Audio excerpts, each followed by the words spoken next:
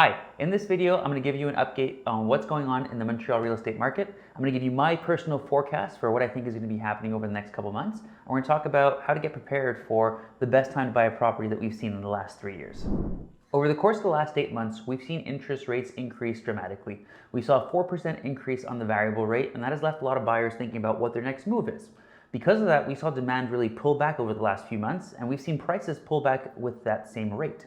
Now, what we're expecting to see in the spring is the fact that buyers are now more conscious of the fact that this is where interest rates are at, and this is what we're going to have to live with.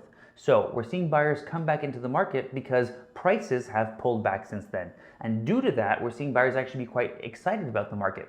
Prices are going to pull back somewhere between 10 to 15% in total from the peak of February 2022. And that's going to give buyers an opportunity to actually come into a market that is a lot more calm, a lot more stable, and going to give them the opportunity to make really great equity over the course of the next 12 to 24 months when we stabilize inflation. We'll talk about inflation in a little bit.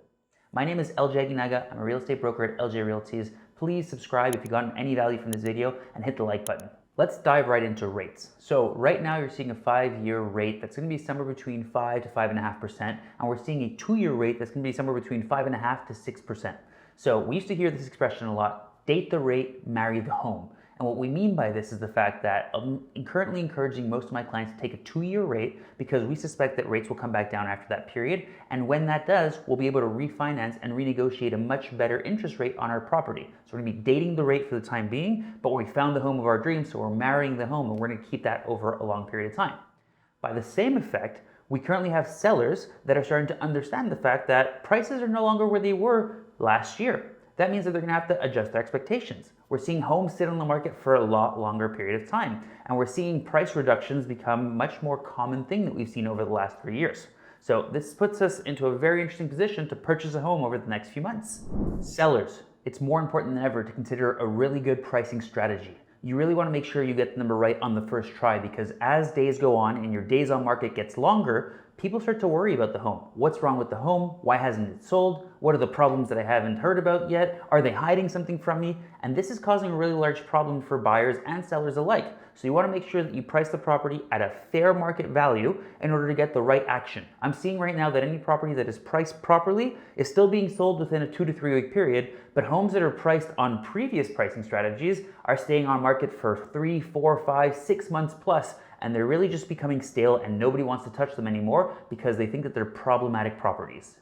Inflation. I told you I'd jump back into this. So inflation has been a big part of this game right now because inflation is ultimately determining what kind of interest rates we're seeing in the market. Because inflation hit close to 10% before, Bank of Canada said that was way too high and they needed to cool demand overall. So what they did is they increased the rates in hopes of getting inflation to come back down closer to that 2%.